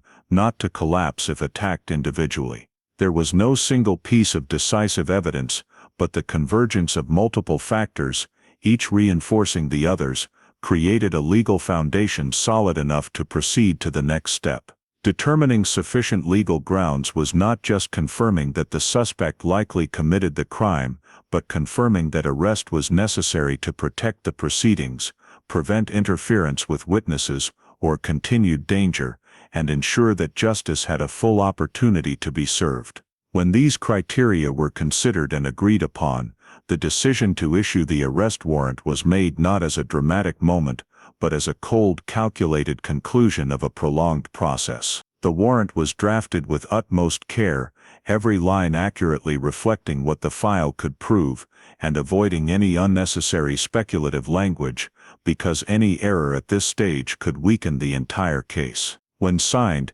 it marked an irreversible shift in the matter, from an ongoing investigation to a formal prosecution process, where every subsequent action would be under strict legal oversight. The execution of the arrest warrant was planned with discretion and control, not to create a spectacle, but to ensure safety for all involved, and avoid situations that could further complicate the case. When the suspect was approached and informed of the arrest, their reaction was carefully noted, not to infer further guilt, but to complete the picture of how they faced a legal reality they could no longer control with words or their story. The suspect was detained according to proper procedure, legal rights were clearly read, and all formalities were followed with strict compliance to ensure no loopholes could be exploited later. The moment the cell door closed carried no sense of triumph, but a heavy silence of realization that a person had officially entered a phase of deprived freedom,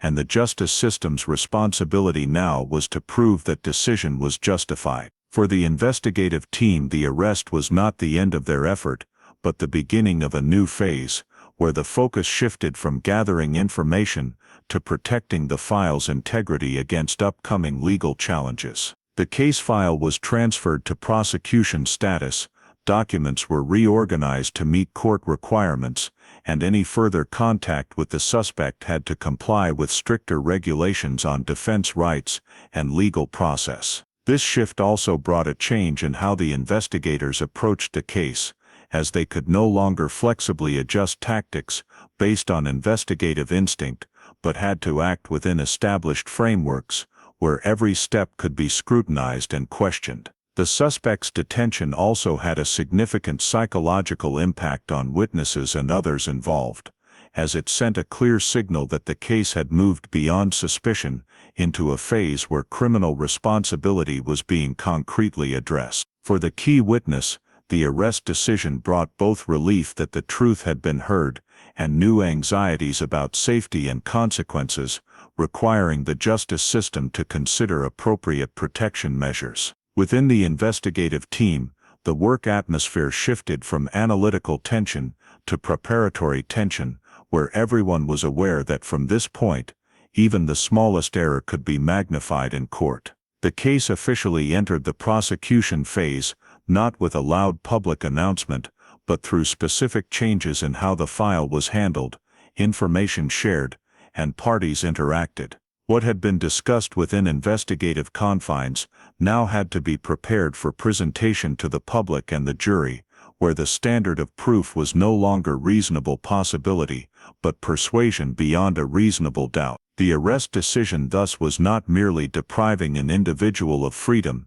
but a commitment by the justice system that this case was serious and grounded enough to be brought into the light of justice. As the matter entered the prosecution phase, time was no longer measured by investigative pace, but by legal schedule, where each step was predetermined and not easily altered. For those involved from the early days, this moment carried more weight than satisfaction, as they understood that arrest did not guarantee an outcome. It only ensured the story would be retold in court, where the truth would face its final test. In that context, issuing the arrest warrant, detaining the suspect, and transferring the case to prosecution was not the end of the long journey, but the door opening to the most rigorous phase, where all prior investigative efforts would be judged not by intent, but by their ability to withstand the highest standards of justice. The suspect's detention and the case's official entry into the prosecution phase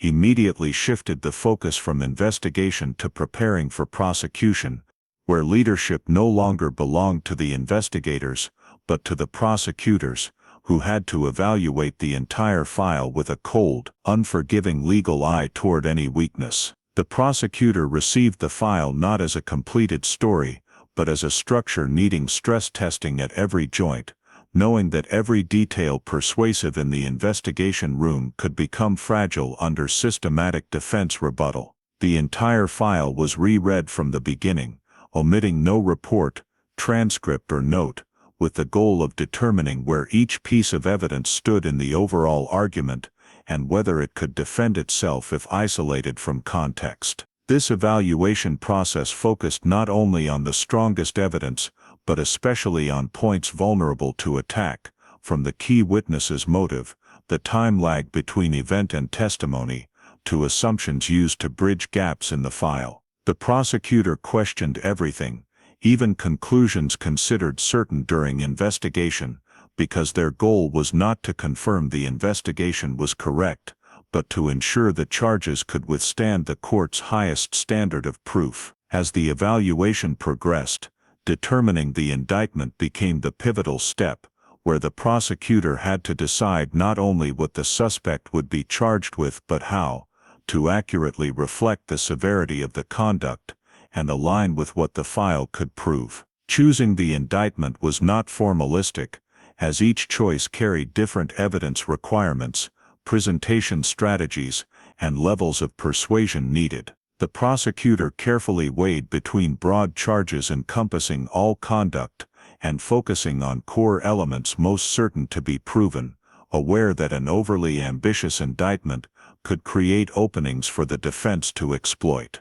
Parallel to determining the indictment, the prosecution strategy began to take shape, not as a rigid script, but as a flexible structure, adjustable to courtroom developments. This strategy was based on presenting the case as an easy-to-follow logical chain, where each piece of evidence was introduced in an order that gradually built weight, naturally leading the jury from initial context to final conclusion. The prosecutor worked closely with investigators to determine which evidence should be central, which supportive, and which details should be used cautiously to avoid diluting the main message. Building the strategy also included anticipating defense rebuttals, from attacking the key witness's credibility, questioning motive, to exploiting time gaps or lack of direct evidence. Each potential rebuttal scenario was considered and countered in advance, not to eliminate all doubt,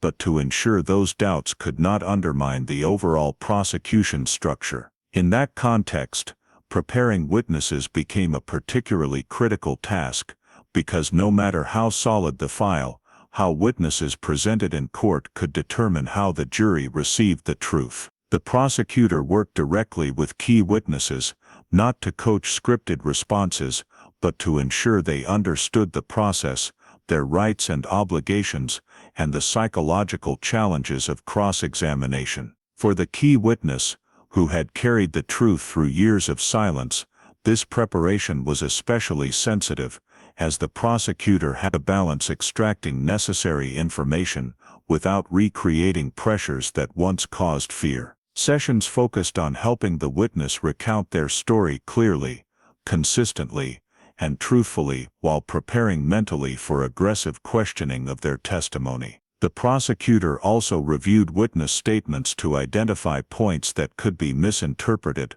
or twisted unfavorably, addressing them proactively before trial. Witness preparation was not limited to those directly involved, but included forensic experts, investigators, and others who could explain technical aspects of the file, as an effective prosecution strategy required seamless coordination among different sources. Throughout the prosecution preparation, the prosecutor continually returned to the core question whether this file, when presented fairly and fully, was persuasive enough to prove the defendant guilty beyond a reasonable doubt. This question was answered not by belief or emotion, but by relentless testing of assumptions, arguments, and evidence. As the prosecution strategy took shape, the file was reorganized into a trial-serving structure, where every document and statement had a clear position and purpose. Preparing for prosecution thus was not a quiet phase after arrest, but one equally tense, where mistakes could no longer be fixed by further investigation and could lead to serious legal consequences. The prosecutor was fully aware that from this point, the case no longer belonged to them or the investigators, but to the justice system, where every argument would be tested publicly and transparently. It was in that context that thoroughly evaluating the file, determining the appropriate indictment, crafting a tight prosecution strategy, and meticulously preparing witnesses became the indispensable foundation to ensure that when the case went to trial, the truth would have the best chance to be presented clearly and persuasively. Everything that had been meticulously prepared during the prosecution phase now faced its most public and rigorous test as the trial began, where the truth was no longer assessed in the closed spaces of investigation or prosecutorial meetings, but placed between two opposing sides with conflicting strategies and clear objectives. The courtroom atmosphere carried the weight of years of deadlock, of a case that had once been frozen and was now brought back into the light, making every argument and every question laden with both expectation and skepticism. From the very opening statements, the two sides sketched out two different stories about the same sequence of events, one presenting the case as the logical outcome of evidence converging over time, the other describing it as a fragile structure built on speculation, delayed recollections, and circumstantial evidence. The advocacy unfolded not just through words, but through the way each side chose to emphasize or downplay individual details, because both prosecution and defense understood that in a case lacking direct evidence, the way the story was told had a profound impact on how the jury perceived the truth. As witnesses were called one by one, the focus quickly shifted to attacking credibility, especially toward the key witness whose testimony had turned the entire case around. The defense concentrated on the long period of silence, questioning motives, the possibility of memories being distorted over time, and the influence of personal experiences on how the witness interpreted events from years earlier. Each question was designed to sow doubt, not necessarily to prove the testimony false, but to create the sense that it was not solid enough to serve as the foundation for a severe verdict. The prosecution responded by placing that testimony in its full context, emphasizing its internal consistency, its alignment with forensic findings, and the absence of any clear personal gain that could explain the witness's decision to come forward after so long. The battle over credibility extended beyond one witness to investigators, experts, and those involved in evidence collection, as every link in the chain could become a target for attack to weaken the overall argument. The defense repeatedly returned to the reality that the case lacked a murder weapon, lacked direct witnesses, and relied heavily on inference, while the prosecution stressed that the law does not demand perfect evidence, but a reasonable picture that surpasses reasonable doubt. Challenging circumstantial evidence became the centerpiece of the trial, where each piece was dissected not just for its content, but for its connection to the others. The defense tried to isolate the elements, examining them as standalone facts insufficient for conviction, while the prosecution continually linked them together, arguing that the value of circumstantial evidence lies in its convergence rather than in individual parts. When the timeline was presented in court, every gap, every vague time marker became a battlefield of debate, with the defense emphasizing the lack of precision and the prosecution highlighting the overall fit with testimony and objective facts. Inconsistencies in the defendant's alibi were raised not as conclusive proof, but as signs of an unstable narrative, and the way the defendant had changed or adjusted statements over time was used to illustrate that argument. The defense countered by pointing out that human memory is not always consistent, especially when recalling events from long ago, and that inconsistency does not equate to guilt.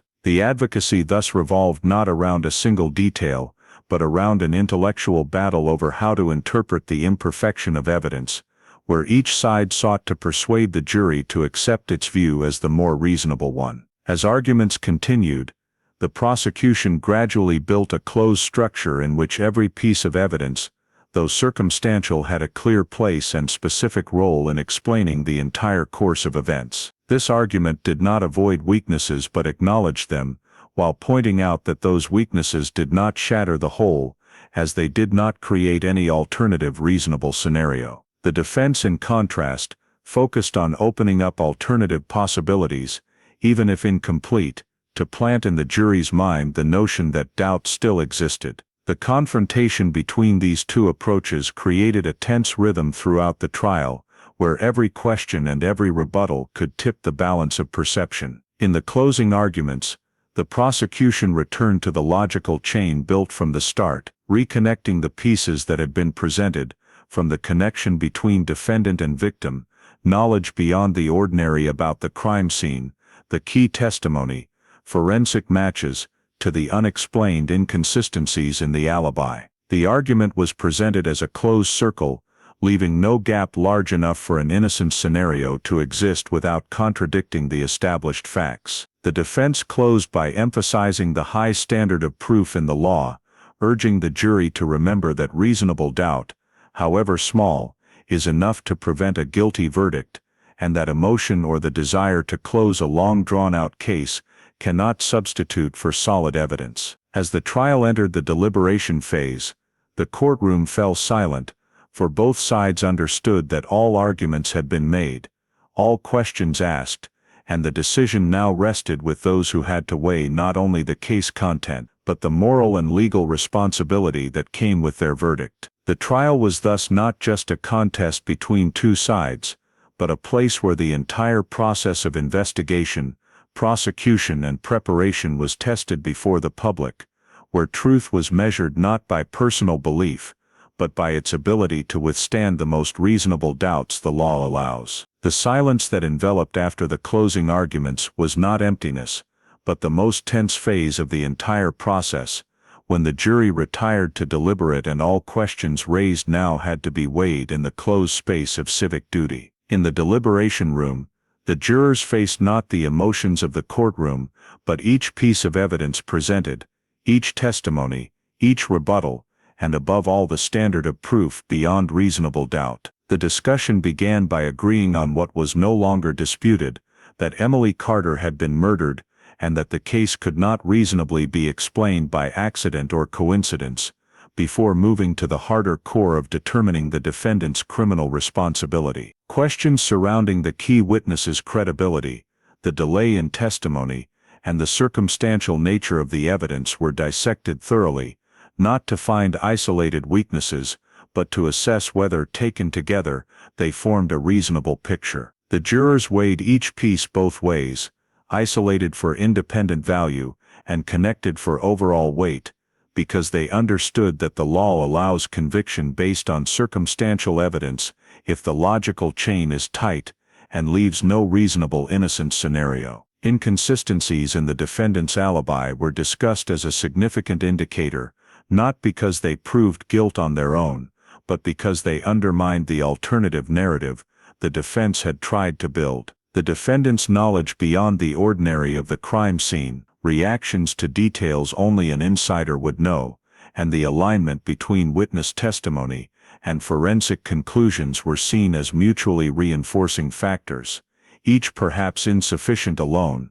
but converging to create undeniable weight. Deliberation did not proceed in hasty emotion, but in prolonged caution, where every juror was aware that their decision would deprive a person of freedom while affirming criminal responsibility for a child's death. As differing views were presented and debated, a consensus gradually formed, not because all doubt vanished, but because remaining doubts were not reasonable enough to dismantle the evidentiary structure built at trial. The moment the jury returned to the courtroom carried the weight of those hours of consideration, and as everyone stood awaiting the verdict, the atmosphere became almost tangibly heavy. The verdict was read without flourish or emotion, in the standard language of the law, confirming the defendant guilty of murder, a conclusion reflecting the jury's acceptance that the chain of evidence had met the necessary standard of proof. The moment of conviction brought no complete relief, as it could not reverse what had happened,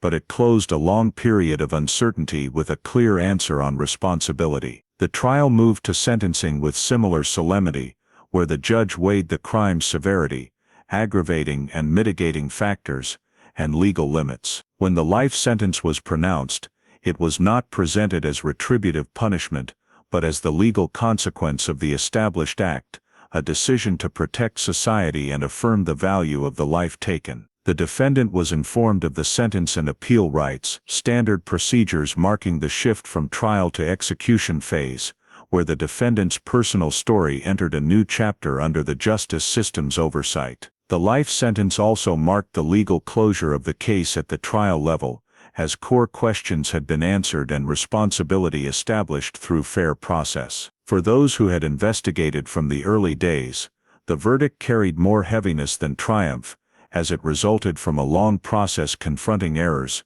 dead ends, and the persistence needed to bring the case back to light. For the prosecution, the sentence confirmed that the charging strategy had withstood the harshest scrutiny, while the defense, though failing to prevent conviction, fulfilled its role in forcing the system to prove every step. As the courtroom gradually emptied, the case was no longer a contested file, but a recorded decision in legal history, closing the prolonged proceedings with an official conclusion. The verdict could not bring Emily Carter back, but it confirmed that her death was neither forgotten nor overlooked, that the justice system, though slow and imperfect, could ultimately hold accountability when truth is pieced together persistently and carefully. In that sense, the case's legal closure was not an end to memory or pain, but an affirmation that justice, though late, could still be served, marking the final milestone in a long journey from disappearance, deadlock,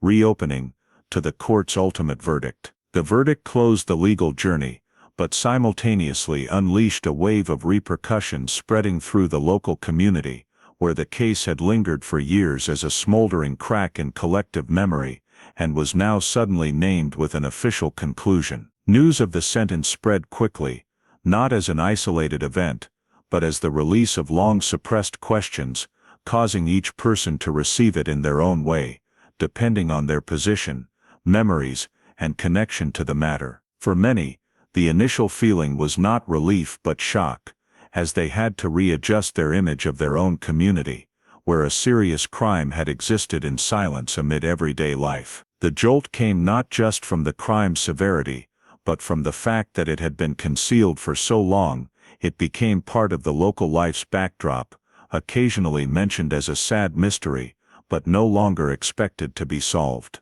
When the verdict was announced, the community was forced to confront how such a truth could coexist with normal life, and who, if anyone, had missed the chance to see it sooner. Contrasting reactions emerged almost immediately, reflecting the diversity in how people process moral and emotional shocks. One segment viewed the sentence as a necessary affirmation that justice, though late, could be achieved, seeing it as closure to a painful chapter, and an opportunity for the community to move forward. Others responded with skepticism, questioning the reliability of delayed testimony and heavy reliance on circumstantial evidence, worrying that the desire to close a prolonged case may have influenced how truth was received. Conversations in coffee shops, community meetings, and local forums grew more animated, revolving not just around whether the defendant was truly guilty, but around trust in the justice system and its ability to handle complex cases spanning years. Amid these reactions, questions about initial investigative errors surfaced as an unavoidable topic, as the community realized that if the case had been viewed and handled differently from the start, truth might not have waited so long to emerge. Decisions based on the runaway assumption, overlooked search areas, and prolonged lack of resources became focal points of discussion, not to assign personal blame, but to understand how systemic mechanisms could lead to deadlock. Former investigators and local officials were mentioned in informal talks, as residents tried to piece together why a serious case could slip from attention for so long. These questions were not accusatory, but reflected a collective need to understand and learn, as the community recognized that facing errors directly was essential to prevent repetition. Alongside self-examination, the case also created lasting effects on how the community viewed safety and trust, especially in relations between residents and law enforcement. Some felt their faith partially restored by the case's eventual resolution, while others grew more cautious, demanding greater transparency and accountability. Discussions about reforming investigation procedures, maintaining resources for unsolved files, and better supporting victims and families over long periods began to emerge, showing the case had transcended the personal to become a catalyst for broader thoughts on justice. For those who had lived with the case as an unnamed memory, the verdict forced them to redefine their relationship with the past, as confirmed truth brought not just answers, but new pain, when what was once hypothesis became legally recorded reality. The case's long-term consequences lay not just in the life sentence or a file closed, but in how the community learned to live with the truth that justice can arrive very late, and prolonged silence does not mean innocence or forgetting. Stories retold in the community, from residents' perspectives, those who joined searches, to those who knew the case only by rumor, gradually formed a new collective memory, where the case was no longer a vague mystery, but a concrete lesson. That lesson was not dogmatic, but existed in more questions than answers, in acknowledging that people and systems have limits, and in the resolve not to let those limits become excuses for indifference. As the aftermath gradually settled, the community still faced subtler consequences, like how children are taught safety, how families view potential risks, and how local agencies reassess priorities. The case, though legally closed, continued to exist as a reference point, reminding that behind every file are real people, and justice is not just a courtroom verdict, but an ongoing process of learning, correcting, and taking responsibility. In that sense, the community aftermath was not merely negative echo, but a sign that the case had truly touched the community's moral core,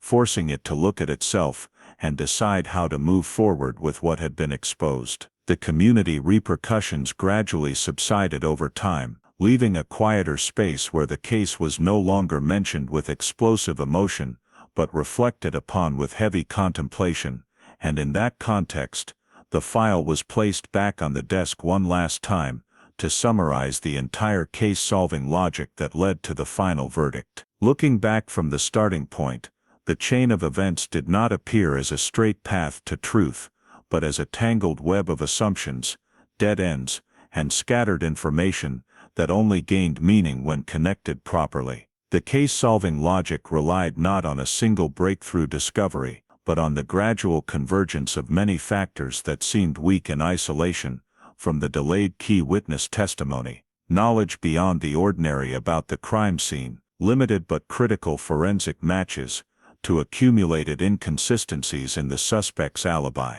The fundamental turning point was changing the investigative question from who killed to who knows too much, allowing investigators to break free from old assumption loops and revisit the file from a different angle. When that logic was reordered chronologically, it became clear that the case never lacked information from the beginning, but lacked a flexible enough mindset to connect that information in the right context. Summarizing the case-solving logic was thus not just listing successful investigative steps, but acknowledging that truth had existed in the file early on, obscured by the framing of questions and resource priorities at the time. Alongside summarizing successes, key mistakes were frankly recognized, not to seek individual responsibility, but to understand the mechanisms that led to prolonged deadlock. The runaway assumption applied too early and too long shaped how investigators evaluated subsequent clues,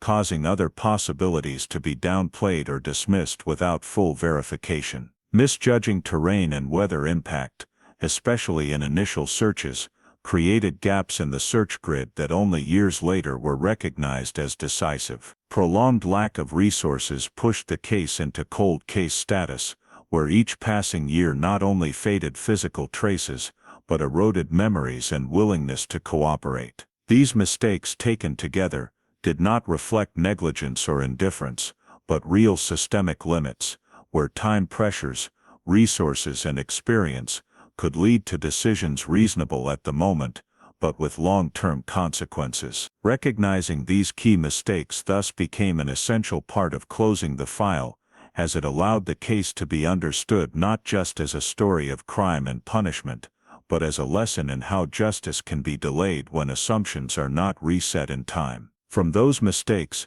investigative lessons were drawn, not dogmatic, but deeply practical, emphasizing the importance of maintaining open thinking in missing persons cases, especially involving minors. The first lesson was the necessity of evaluating multiple hypotheses in parallel, rather than letting one dominate the process, as over-prioritizing any assumption risks obscuring others. The second lay in the value of preserving and periodically reviewing files, as information seemingly unimportant now can become decisive when context changes. The third concerned the role of witnesses in abusive relationships, stressing that prolonged silence does not necessarily reflect complicity, but can result from fear and dependency, and that investigative systems need more sensitive mechanisms to identify and protect such voices. Additionally, the case showed the value of connecting different fields in investigation,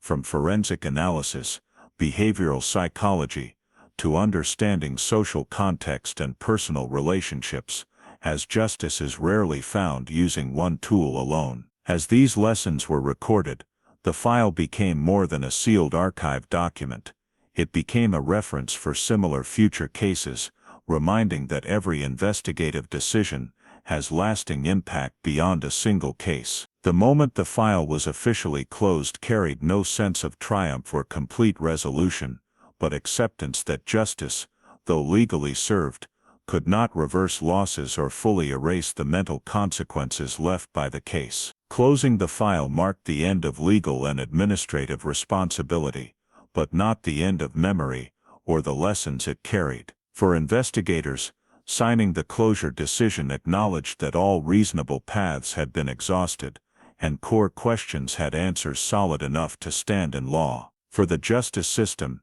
it confirmed that fair process, though slow and imperfect, could still reach conclusion when necessary elements converged. And for the community, case closure was not the story's end, but a necessary pause to begin a new view of the past, where the case no longer lingered as unresolved mystery, but as a fully written chapter with all its mistakes, efforts, and consequences. As the file was placed in storage for the last time, it carried more than reports and verdicts. It carried case-solving logic built from persistence, frankly recognized errors, and investigative lessons paid for with time and pain. In that sense, official closure was not forgetting, but responsible remembrance, keeping the case not to haunt the present, but to illuminate the future, reminding that justice lies not only in the final outcome, but in the ongoing process of learning to do better when facing the next unsolved cases. In the United States today,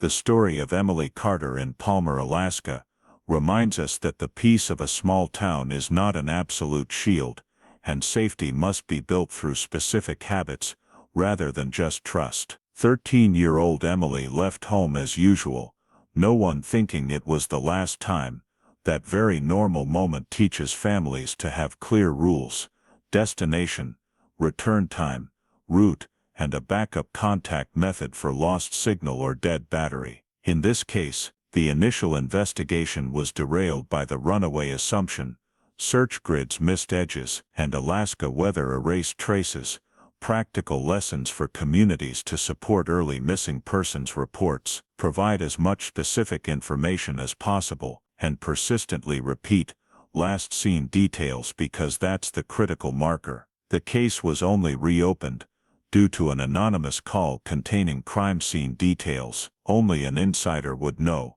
That highlights the value of creating safe environments for those with information to speak up. If you are in an abusive relationship, like the key witness once was, silence is not your fault, but plan an escape. Call the National Domestic Violence Hotline, talk to a counselor, document medical evidence, choose a trusted person. Just as investigators shifted the question from who killed to who knows too much in real life, when stuck we should shift perspective. Don't just ask what happened, ask who is holding information out of fear. Finally, the trial's heavy reliance on circumstantial evidence and inconsistent alibis reminds us to respect the legal system, but also demand accountability. Files need periodic review, and communities must support resources for cold cases, so justice doesn't arrive too late. If you want to keep following chilling but lesson-filled cold cases like this one from Palmer, Alaska, subscribe to the channel so you don't miss reopened files and truths that seem buried forever. Thank you for staying until the end, and see you in the next video, where we'll continue diving deep into the hidden corners of justice and memory.